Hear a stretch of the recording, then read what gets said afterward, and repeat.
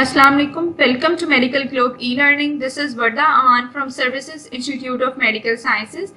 Today I'll guide you about Chapter 8 Neck.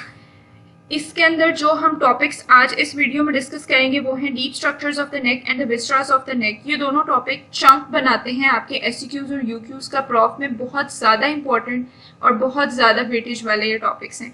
Start करते हैं। Pre vertebral muscles आपने सिर्फ टेबल से याद करने हैं और इनके मसल्स के नेम्स और इनर्वेशन याद होनी चाहिए। रूट ऑफ द नेक आपको वाइवा के लिए आना चाहिए। अब ये टेबल इंपॉर्टेंट है, इधर से आपने नेम याद करने और इनकी इनर्वेशन देख लेनी है, एटलस इनकी ओरिजिन इंसर्शन समझने के लिए देख लेनी है सिर्फ। उसके बाद ये डायग्राम्स इतनी अच्छी समझने के लिए नहीं है, आप एटलस से देखो तो ज़्यादा बेहतर। आर्टरीज इतनी यहाँ से कोई इतनी करने वाली नहीं है।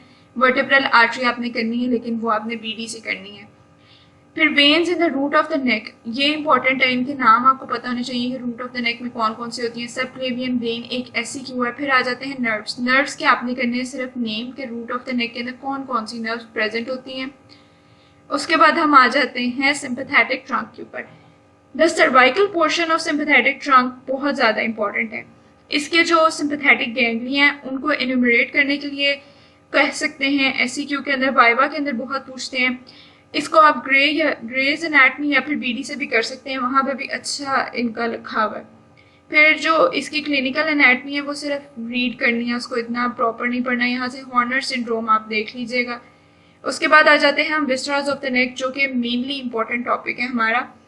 उसके अंदर केएलएम के अंदर हमने उसको 3 लेयर्स में डिवाइड किया हुआ है, आपने लेयर वाइज चलना है। अब सबसे पहले हमारे पास आता है थायरॉयड ग्लैंड। थायरॉयड ग्लैंड के जो लोब्स के एक्सटेंट है ये यूक्यू रह चुका है और ये कहाँ से लेके कहाँ तक thyroid gland as a whole होता है, ये एक एमसीक्यू भी है, यूक्यू भी है। फिर इसको कौन सी आर्टरी सप्लाई करती हैं, कौन सी वेन्स ट्रेन करती हैं, कौन से लिम्फेटिक नोड्स हैं इनके, ये सब चीज़ें यूक्यूज में आ चुकी हैं, एमसीक्यू भी हैं और एससीक्यू भी हैं। फिर आ जाते हैं हम वेन्स। वेन्स मैंने बताया आपको यूक्यू में आ चुकी हैं, लिम्फेटिक ड्रेनेज भी, नर्व्स भी। पैराथायरॉयड ग्लैंड आपने एक रीड लाजमी देनी है और इसकी वेसल्स मतलब ब्लड सप्लाई और नर्व सप्लाई देख लीजिएगा लाजमी।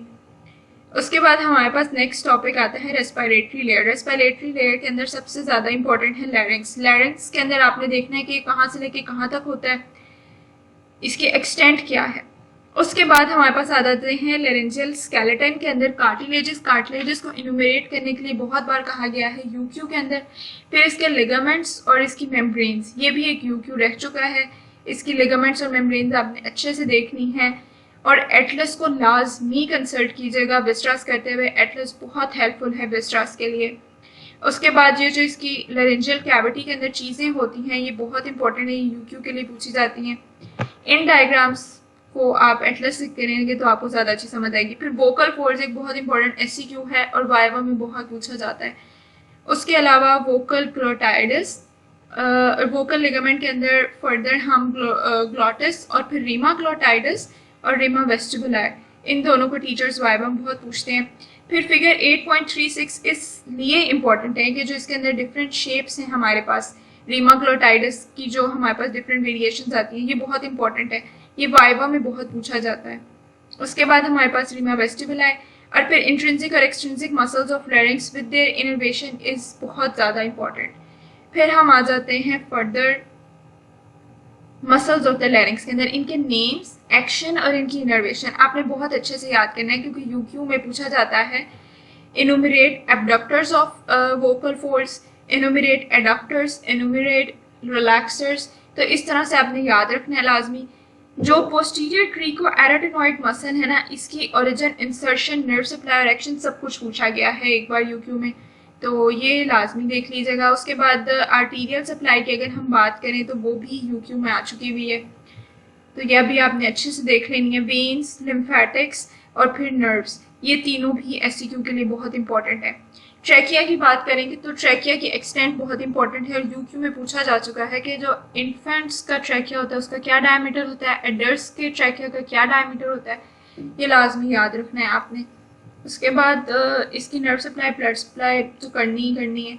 फिर आ जाते हैं हम फेरिंग्स के ऊपर। फेरिंग्स की एक्सटेंट अगेन और जो इसके पार्ट्स हैं नेजो, ओरो और लेरिंगोफेरिंग्स, इनका बहुत अच्छा टेबल बना हुआ है कंपैरिजन का बीडी में, जो कि आपने वहाँ से लाजमी करना है। उसके बाद अगर हम फर्दर मूव करें ये सब डायग्राम्स एटलस पे बहुत अच्छी बनी हुई है, वहाँ से लाजमी करनी है। हमारे पास आता है टॉन्सिलर रिंग या फिर इसको हम कहते हैं बेल्डर्स रिंग। ये बहुत इंपॉर्टेंट यूक्यू है, बहुत बार पूछा जा चुका है। फिर फ्रेंजर टॉन्सिल को एडिनॉइड भी कहते हैं, एक एमसीक्यू है। डिग्लूटेशन की फेजेस आपसे वाइवा में पूछते हैं, वैसे तो नहीं आती। पैलाटाइन टॉन्सिल अगेन बहुत इंपॉर्टेंट है। What is the formation of tonsillar bed या how tonsillar bed is formed is again a UQ, बहुत इंपॉर्टेंट UQ है, इसको लाजमी याद करना है। फिर हमारे पास आता है पीरिफॉर्म फॉसा। पीरिफॉर्म फॉसा बहुत इंपॉर्टेंट है और इसकी क्लिनिकल सिग्निफिकेंस आपने लाजमी देखनी है। फिर कौन सी नर्व यहाँ पे वल्नरेबल होती है वो देखनी है। फिर आ जाते हैं हमारे पास muscles of the pharynx. External और इंटरनल दोनों इंपॉर्टेंट हैं विद देयर इनर्वेशन। और जो इसके अंदर एक मसल है ग्लोसोफ्रेंजर नर्व जिसको सप्लाई करिए, दैट इज स्टाइलोफ्रेंजिस। ये आपने लाजमी याद करना है क्योंकि एक्सेप्शंस यूजुअली टीचर्स वाइवा में बहुत पूछते हैं, एमसीक्यू में भी एक्सेप्शंस ही आती हैं। तो उसके बाद हम आ जाते हैं कि जो गैप्स होते हैं हमारे पास डिफरेंट जो फ्रेंजियल कंस्ट्रक्टर मसल्स उनके दरमियान, हर साल इधर से एक या दो एमसीक्यू लाजमन आना है, लाजमन। चाहे आप सुबह प्रॉफ के लिए निकल रहे हो ना, निकलते निकलते भी ये देख सको तो ये देख लेना, क्योंकि एक एमसीक्यू यहाँ से लाजमी आना है। एससीक्यू भी आ चुका हुआ है यहाँ से। उसके बाद कौन सी आर्टरी है जो कि बहुत ज़्यादा ब्लीड करती है अगर हम टॉन्सिलेक्टमी करें, तो वो एक इम्पॉर्टेंट यूक्यू है। फ्रेंजियल नर्व्स अगेन यूक्यू है हमारे पास। एसोफेगस नहीं करना आपने, सरफेस एनाटमी भी नहीं करनी। उसके बाद आ जाते हैं इसके clinical anatomy. Clinical anatomy again hello important. Clinical anatomy हम स्टार्ट करें तो आता है सबसे पहले थायरोग्लॉसल डक्ट सिस्ट, इसको आपने एससीक्यू के लिए पढ़ना है। बाकी रीडिंग वाली चीज़ें हैं। रीडिंग वाली चीज़ों से हम आगे जाएं तो हमारे पास आता है enlargement of thyroid gland, that is goitre. इसकी सिम्टम्स और साइंस को अप्रिशिएट करना है आपने, और कौन कौन सी नर्व्स या स्ट्रक्चर्स को ये कंप्रेस कर सकता है वो देखना है, और उनकी वजह से क्या मसले आते हैं वो देखना है। फिर थायरॉइडेक्टमी एक यूक्यू है, नियर टोटल और सब टोटल और टोटल, ये चीज़ें देखनी है क्योंकि इधर नर्व्स का पूछते हैं और किस पॉइंट पे करेंगे वो देखना है। Injury to recurrent laryngeal nerve और बाकी सारी नर्व्स जो भी हैं लेरिंग्स की, वो बहुत इंपॉर्टेंट है एमसीक्यू एससीक्यू दोनों के लिए। और उनकी अगर डैमेज हो जाए तो कौन कौन से सिम्टम्स आते हैं वो भी बहुत इंपॉर्टेंट है, और डैमेज होती कैसे हैं वो। उसके बाद लेरिंगोस्कोपी बहुत इंपॉर्टेंट एससीक्यू है। हमसे वाइवा में पूछा गया था कि जो वेस्टिकुलर फोल्ड्स हैं वो कैसे नज़र आते हैं, क्या उनका कलर होता है, और वोकल फोल्ड्स का क्या होता है, और ये कलर डिफ्रेंसिएशन क्यों है। अगर वेस्टिकुलर फोल्ड्स पिंक हैं तो वो पिंक क्यों है, वोकल फोल्ड्स पर्ली वाइट है तो वो पर्ली वाइट क्यों है। उसके बाद वेलसेल्वा मैनोवर रीड करना है आपने। उसके बाद aspiration of foreign bodies important है, ये आपने लाजमी पढ़ना है। उसके बाद आ जाता है हमारे पास ट्रेकियोस्टमी। ट्रेकियोस्टमी हमारे पास यूक्यू रह चुका है कि ये किस पॉइंट पे करते हैं, और जब बच्चों के अंदर ट्रेकियोस्टमी करते हैं तो हम किन किन चीज़ों का ख्याल रखते हैं, बेसिकली ये एक एससीक्यू है। इंजरी टू लेरेंजियल नर्व्स में आपको बता चुकी हूँ, आपने लाजमी करने हैं, हर लिहाज से करने हैं। कैंसर आपने रीड करना है। Superior laryngeal nerve block is important, इसको आपने देखना है कि कैसे हम ब्लॉक करते हैं सुपीरियर लेरेंजियल नर्व। पीरिफॉर्म फॉसा बहुत इंपॉर्टेंट यूक्यू है, लाजमी करना है। यहाँ पे कौन सी नर्व डैमेज हो सकती है वो देखना है। टॉन्सिलेक्टमी वाला अगेन कि कहाँ से प्रोफ्यूज ब्लीडिंग होती है, कौन सी आर्टरी या वेन डैमेज होती है जिसकी वजह से प्रोफ्यूज ब्लीडिंग होती है। उसके बाद एडेनाइटिस आपने रीड करना है। उसके बाद बाकी सारे टॉपिक्स रीड करने से ताल्लुक़ रखते हैं। ट्रेकियोएसोफेजियल फिस्टुला वाइवा में पूछा जाता है, इसलिए आप एक दफ़ा इसको रीड कर लीजिएगा। उसके बाद एसोफेगस कितनी इंपॉर्टेंट नहीं है, जोन्स को एक दफ़ा रीड कर लीजिएगा। ये थे वेस्ट्रास और deep structures. For more MCQ and SCQ coverage to consult Medical Globe crack series. Thank you so much.